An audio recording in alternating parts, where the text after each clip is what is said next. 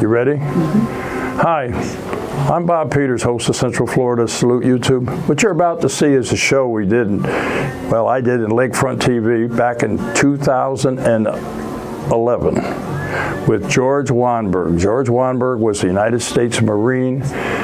Unfortunately, he died, but he's up with the Lord right now. And today is the day that they're having a celebration of life. I couldn't be there today, but George knows I love him. George knows that we all appreciated him. And I wanted to show you this show that has not been on my YouTube at all. In fact, I just came across it. But George did a lot for veterans. He's a veteran's veteran. He's a good family man and a good Christian. And he's done a lot for all of us. And George, this is for you, buddy. Love you. Salute is a program for and about men and women who have served our country. Our program includes news about the laws that affect veterans, information on benefits and services, and news from veterans organizations. And now, our host, Bob Peters. Hello, welcome to Salute. I'm your host, Bob Peters, and with me today is a gentleman who's been on the show before, George Wanberg. That's correct. And you were on the show a long time ago. We talked about the USO show. Yep, and sure did. I asked you if you'd come back on. Right. And here you are. I am. I thank you very much for bringing me back. Welcome, and welcome home, brother. Thank you very much. Yeah, So, I appreciate that. Yeah, thank you. You were, you're originally from where? I grew up outside of New York City in Westchester County, then upstate New York, and out to Colorado and Chicago. But then I ended up in Lancaster, Pennsylvania, for 22 years. So moved down to Florida. Westchester. Do you know Portchester? Portchester. I know the name. Sure. Yeah. So I was a kid there. Yeah. Really. Then you're from Philadelphia. You're in Pennsylvania. That's where my boss Matt is from. Oh, really? Yeah. Lancaster, the home of the Amish, horse and buggy. Yeah. And my wife and I, we moved down here in 2005. Oh, okay. Down to Florida. Yeah. But you wound up going into the Marines. How'd that happen? I had gone to my first 2 years of college. I went to Kemper Military School out in Boonville, Missouri, and did extremely well out of there. It was funny. Coming out of high school, I wanted to put the uniform on. And after I got to Kemper, within 24 hours, I knew I made a mistake because it's a West Point type school, and you can get appointments directly to the academy without going through a congressman, and it was that strict. But I made it through the first 2 years of college. Then I went to University of Denver, and after about a year and a half, I started to flunk out, and this was in 1966, and the draft was coming after me. Everybody back then. They were really coming after me. Those were the big years, 66 to like 69. Yeah, exactly right. And it would have meant 4 years in the Army. And when that happened, I started to panic a little bit, and I started looking around, and the Marine Corps had a special 2-year deal, but it was strictly for Vietnam. Going, that's it. And and that's a route I chose to take. But it was interesting when I got out of boot camp. I went in boot camp as a fat body. I don't know if you know what that means, but I was overweight. Let's put it that way. And I had I had the 3 years of college. They used to put, when I was in the Air Force, they put them in a different group. Exactly right. We might march into the mess hall together, but there was a different line that I went through. Yeah. And I think I went in. I was 224 pounds, and when I graduated, 9 weeks later, I was 173. So they kind of took some weight off. I graduated second in my class. And it wasn't Jenny Craig. It wasn't Jenny Craig at all. But the Marine Corps at that time offered me a possibility of going to Quantico to become an officer. And I talked to them about it, and they said, well, it'd be at least 2 more years. And I said, okay. But they said probably 2 tours of duty in Vietnam at that point. And I didn't quite do it in that manner, but I thanked them very, very much. So it's a family show, yeah. And I didn't do that, but I just thanked them very much, and I just did my tour of duty when I was over there. And so went to Vietnam. So what year? 1966. 66. Well, I went in boot camp in 66 in September, and in March of 67, I was heading for Vietnam. And went over on board a converted civilian ship from the Korean War called the USS Upshur. but it took 19 days off of my time in country. So that was a good thing. The Marine Corps, for some reason, we went there for 13 months where everybody else was in Nam for 12 months. And I still can't figure out why that was. But I got there, and because of my education and because of what my status was coming out of boot camp, I got my stripe out of boot camp. They offered me a position they didn't offer. They kind of said, you're going to be now in the pacification program. And what that was is that I was the senior NCO, and we reached out to civilians. We were in charge of over 16,000 civilians, Vietnamese civilians in the particular area we were in. And we went out there and tried to help them. If we had short rounds come into their villas, we'd try to supply them with wood and things to rebuild. But we were just there to support them as much as possible. But we were out there quite a bit, and it was interesting. For me, it was fulfilling. Yeah, I'll bet it was. I mean, a lot of people don't understand what a lot of the good things military does, exactly you know, right. and for the children and for civilians. And of course, you know, around here, sometimes you'll hear about a hurricane, a tornado, something like that. The Guard and Reserves are being called out, and they do a fantastic job. There's a lot of good things that we don't hear about. There's a lot of great things. And Americans, you know, through all the wars, have always been noted to reach out to pets and to children and to families and try to avoid, in most cases, any kind of harm for these people. And, Vietnam was a hard place because the kids were forced to do certain things they shouldn't have done, and so it was hard to tell. But still, we have compassion as a country and as a people. That's real important. We have to keep that too.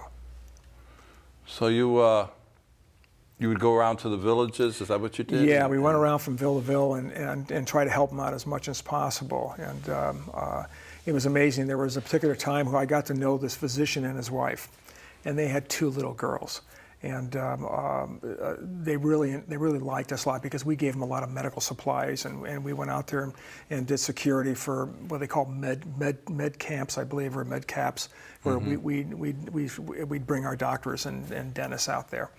And there was a time I got a call in the morning that one of our artillery rounds, because needless to say, when you're out there, they're sending rounds out all over the place just to protect our area. One round fell short and landed on top his hut. Oh boy. Yeah, and his children weren't with us anymore. And I went out there to see him, and I had to, because of the Vietnamese government, because of what they set up, I had to pay him for his children. You can imagine that.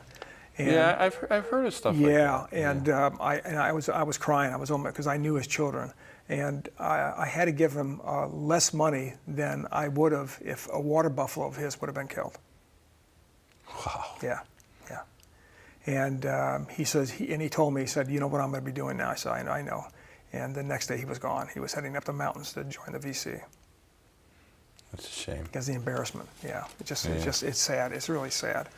But there was a lot of good things happening. We helped as many people as we possibly could, and so there was real positive stuff. A lot of personal stuff. You have something you brought along that you'd like to talk about. Yeah. I've had an opportunity since 2000 to go back to Vietnam. I've been back 4 times now. But prior to this point, what I did is I joined a church in Lancaster, Pennsylvania called the Worship Center. And God put in my heart to reach out to veterans. And I went to the pastor. It was a large church of 3,000. And I went to the pastor and I said, with 2 other veterans, Vietnam vets, and I said, we'd like to start a ministry here just to reach out to our local veterans. We had 2 large VA hospitals that were within a half-an-hour drive. And because there's such a need because of what Vietnam vets, and I'm speaking just because I was there in Vietnam. The other wars, things happen as well. So it's just what I know best. Yeah, there is a bond between all of us. Yeah, Korea, there World is. War II, modern day. There is a 100%, bond. 100%. But I know that, and I started doing some studies on how Vietnam vets have been able to get through after the war and what they're doing today. Well, at that time, which was 1996, well over 200,000 Vietnam vets have already killed themselves. Okay, and incarceration, they were the top people in all the prisons across the United States. they just could not fit in. And in many cases, the only group, as you know, that welcomed us back were motorcycle gangs, because we were out in the bush one day, and 24 hours later, or 48, whatever it was, we were back walking the streets, and we weren't ready for that. And the PTSD, which is going on today, and all that was there. Yeah, there's quite a difference between today and back then, and I think a lot of people like yourself and me who served during that particular that time frame don't ever want these young people that are coming up have to deal with that. I mean, they're heroes, and they should be recognized. Exactly right. But it was just, I just started realizing what was going on, and this caused me to go to our pastor and said, is there any way we can reach out? And he said, what are you going to call it? Call this ministry. And I didn't even think I'd get that far. And I said, we haven't even thought about it. Because we brought scripture in, we brought exactly like a mission plan, a mission statement, we brought everything in. And walking out of there, I thought about Welcome Home Ministry. And the reason why I say welcome home is that for Vietnam vets, that's it. Yeah, that's it. That's what we say to each other. That's what we say to each other, and we automatically know what's up. And we say welcome home because we were never welcomed home. Yeah. And just because of what was going on in our country at that time. And the ministry started. And we were able to have 7 services, celebrations, veteran celebrations at our church during Veterans Week weekend. I did that for 7 years before we moved down here to Florida. But what we did was we'd bring bus loads of veterans in from these VA hospitals, and we feed them, because you have to feed them. Oh yeah. And then we honored them and thanked them for their service. And it was just amazing to watch the tears just flow out of these guys, because they've never been welcome home before. And because of this, one of the people that we always had a guest speaker come in, and one of them was a gentleman who had a lot of major injuries when he was in Vietnam. And he was quite a guy. And he was, I'm trying to think of his name real quick. I know where you're coming from. Dave Reaver. His name is Dave Reaver. We had a chaplain from, was a Navy chaplain on the show, and I'm trying to think of his name, but I can't think of it either. But But Dave Reaver is the gentleman's name, and he had a white phosphorus grenade blow up in his face, and through 11 operations and everything else, his young bride stayed with him. And he actually was sent back to a burn ward. And there was 11 guys in the burn ward, 10 other ones. And otherwise were walking into their husbands and throwing their wedding rings at him and walking out. Yeah. And his wife, a brand new bride, again had to look at his chart to see who he was. Couldn't recognize him. And she went up to him and just kissed him on the cheek. Said, "Davey, I love you." Now that's a woman. I get goosebumps just thinking about her, because I had a chance to meet her after, and years later. But he started a ministry to bring over, to reach out to the civilians over there. And he not only reached out to civilians, he also was able to give scholarships to children of veterans in Vietnam. So my first year that I went back in 2000 to Saigon, we actually met at the Presidential Palace, and we had a contingent of NVA officers and Viet Cong officers, and then we were on the other side, and then the Vice President of Vietnam, Madam Nguyen Binh, was there, and all the ambassadors from all over the world, and we actually presented together bicycles and certificates and monies for these kids to go to school. And the picture that I showed you, there was a picture down below of my arm around this colonel, a 73-year-old NVA colonel. We had lunch at the Presidential Palace afterwards, and I'm sitting beside him. And we were talking about, Vietnam and this and that, and I told him I was down in these tunnels of Chu Chi the day before. And I said I got so claustrophobic I had to blow out of there. And he started laughing, he started smiling at me. I said, "What are you laughing about?" He says, "I walked down as a young captain from Hanoi, and I fought out of those tunnels for 10 straight years." Wow. Yeah. And he hugged me. And there's interesting. The guy's a communist. He hugged me, and he said, "George," he said, the war was not about you and I, it was about our governments." Oh, that's right. That's the saying goes, George. You can question the war, but never question the warrior. Is exactly right. And he hugged me, and I asked for forgiveness. I asked him to just forgive me. And for most vets, that would never. They won't even go back. But since that trip, I went back 3 other times, and I help organize not only the veterans to go back, but I help their families if the families want to come back as well, and see where their husbands or uncles or whomever fought. And it's just an amazing time. And we take them from Saigon on southern Vietnam and go all the way to Haiphong and Hanoi area. And we actually find the fighting holes that these guys were in. We get the coordinates. And I try to do memorial services whenever I can at that fighting hole. So it's because the loss of their best friends, they still can't get that out of their minds. Yeah, it's really could help with closure. Yeah, it's amazing. It's amazing what it can do. But I would say the majority of Vietnam vets, if you even mention going back to Vietnam, they're out of here. I mean, there's no way they'd accept that. But there's a lot of bitterness inside of them still, and that's why they're still dealing with a lot of issues. Yeah, there's. It's hard. It's a very difficult thing. Yeah. Yeah, and most of them only talk to each other, you know. Yeah. A lot of people don't understand. I was telling you before about a fellow that I knew that lived underneath a bridge. That's right. And you did. His family had money, but he didn't want to come out from underneath that bridge because that was his, his perimeter. Yeah. And that was he had his camp there. Yep. That's where he felt secure. Yeah. So he stayed there. Yeah. But one of the reasons for my ministry is I'm able to reach out to these veterans, especially these kids coming back now, because I've walked the walk. And they're open up to me, but their families, they can't because they don't understand what they've been through. And these kids should never be seeing what they're seeing today, and before, throughout the wars. It doesn't make any difference when. I have a very good friend of mine who's in the military right now, and he's Army. Yeah. And he was from our town, and I put together this welcome home kind of thing for him with the school, with his old school, and I had a big poster made up of him, and all the kids signed it and everything. Yeah. We became very close. Him and his mother worked for the town, and we got together at the Legion, and he started talking to me, and we had a conversation. After the conversation was over, his stepfather came over and said to me, "What did he say?" I said, "If you want to know what he said."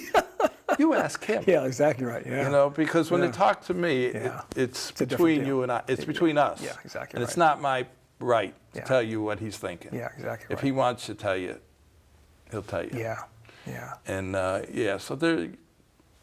So you got this ministry going. Yeah, I sure do. I don't want to get off the pace here. No, that's okay. Gotcha. You go for it. Yeah. But.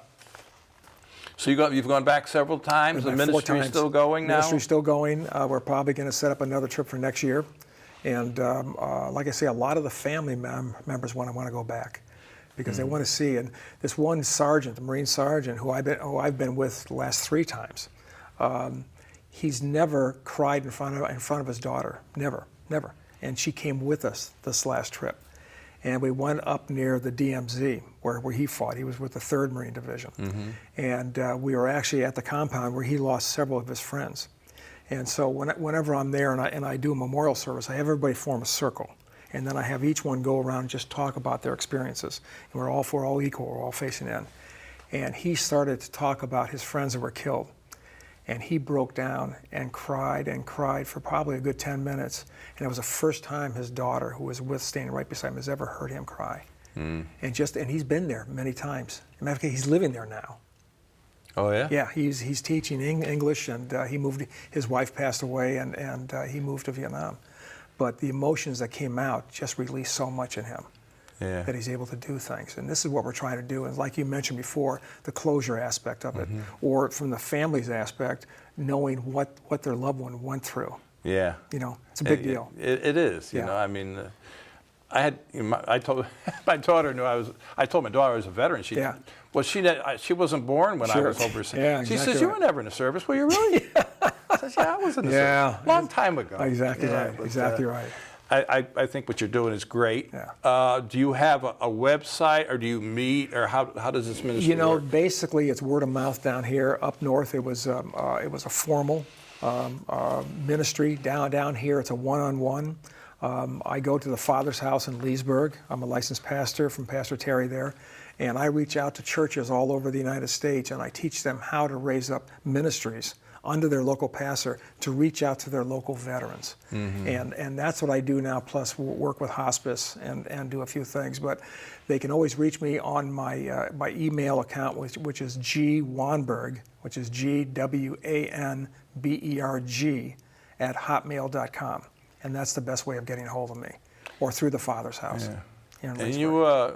we had a little chat before. Yeah. There's Pastor Chris Right. Chris Ward. Yeah, Chris Ward, yeah. And I guess you're going to be meeting with him. I've not met that gentleman before, but I He's a hear tremendous so many man. great things, and we've been emailing each other, and we're going to pick out a time to get together, but I can't wait to meet you have him. you have a lot in common. Yeah, that's marvelous. I just...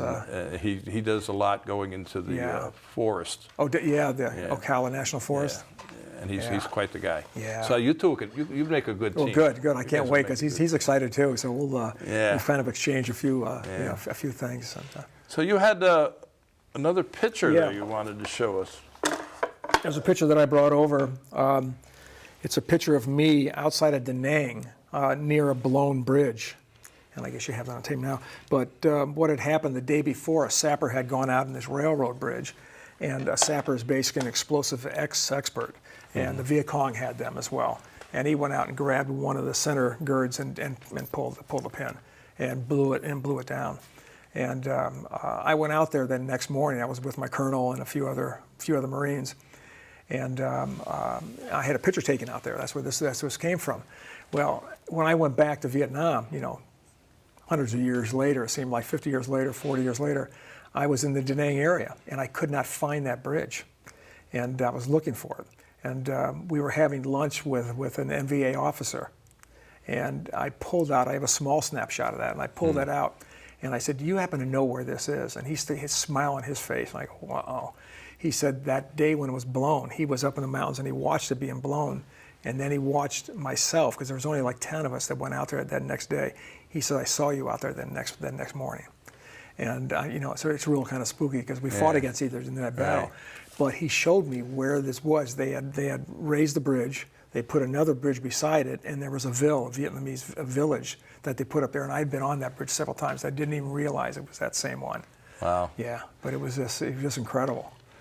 Yeah, So the guy was great. It's amazing. My uncle was a D-Day survivor. Oh, was he really? And he I talk about him a lot because I really loved the man. Sure. But he did that 50 years later. Yeah. Go back, and it's good for a lot of people. You get, a lot of closure. Yeah. And I think what you're doing is tremendous. Yeah. And the last time you were on my show, you mentioned a little program that you do called Salute. I would like you to just kind of talk about it. We got a few minutes left. Okay. Anything that I can do to reach out to veterans is extremely important. And hospice, I heard that Cornerstone Hospice of Central Florida had started a program called Salutes, which is not unlike what you're doing here. It was quite a bit different. Yeah, but what they do, there's several of us, and I don't know how many, there might be 4 or 5 at the most. But what we do is we go on out to the homes of hospice patients who have served in the military. And we go out there and we present them a citation, a pin and a plaque, and just thank them for what they've done for our nation.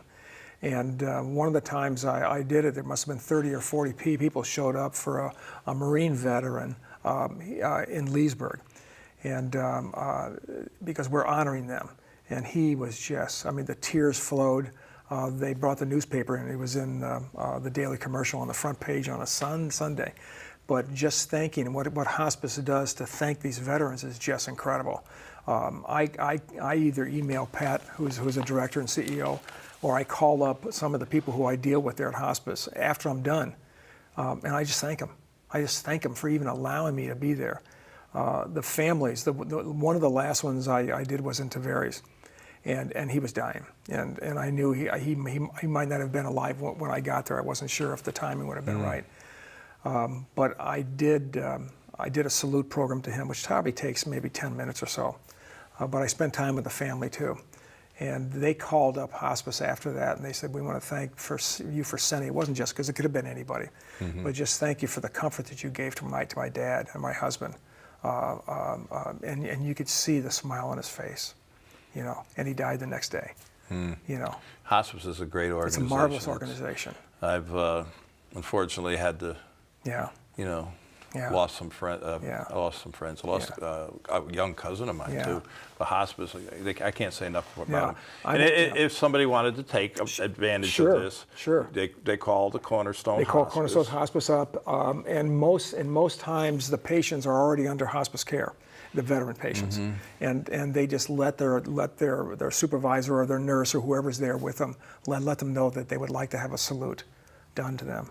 And if there's any veterans out there who would want to be a part of this or be part of hospice, I just really encourage all veterans, because you can be part of this program as well and reach out to your fellow vets. And would they go through you, or do they go through the? They go through Cornerstone Hospice. Cornerstone Hospice. Yeah, and that's the best way. If anybody wants to learn more about your ministry, they basically go through emailing me is the best way, and it's gwanberg, GWANBERG @hotmail.com. And that's the best way of doing that. We're running short on time. Okay. And I want to thank you for everything. Sure. I'm interested. You got out. How long were you in the Marines? I was in 2 years. 2 years. Yeah. And after you got out of the Marines, I went in the medical field. I was in the corporate world for 35 years. I ended up running a division of Olympus Corporation, a $300 million international firm in New York City area, and which I really enjoyed. It was just because they brought me back to where I grew up. So you had a really successful career. Yeah, I had a very successful career. Because if you remember right, there was all that stigma that went with Vietnam veterans that we were all drug addicts and everything. But there's a lot of very successful people. Yeah, there's a lot. And I tell younger people, when you see somebody who's homeless, don't be critical, because you don't know what they've been through. You have no idea what they've been through. So keep that in mind. Yeah, because exactly right. There's a lot of success stories out there, and there's a lot of veterans who care about other veterans, who are willing to reach out and hold. I cry when I go down to the wall. I go up to the wall, in Washington D.C. I had a tough time doing that myself. I can't make it through that, and because the emotion. Because I think I made it through Vietnam without any scrapes or I think that plays in a lot. That plays in a lot of our minds. Yeah. Well, how come I came back? Yeah, exactly right. But I think it was part of the big big man's plan. It was 100%. And speaking of the plan, I'm out of time. Yeah, okay. And I want to thank you for all you do, brother. Thank you very Welcome much. home. Appreciate it. Thank you very much. And to all our veterans out there, our active military and their families, we salute you for what you do. That's right. Until next time.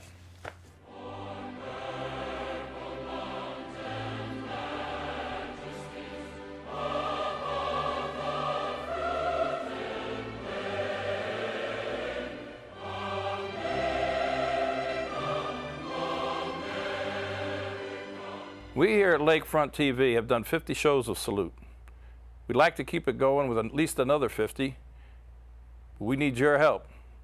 We're proud of what we've done, and we were very thankful for the guests we've had on the show in the past. But we'd like to have some more guests, so if your group or you as an individual have a story you wish to tell, give us a call at 352-728-9707. We're looking for people who live in Lake County and the villages. And thank you for watching Salute. Take care.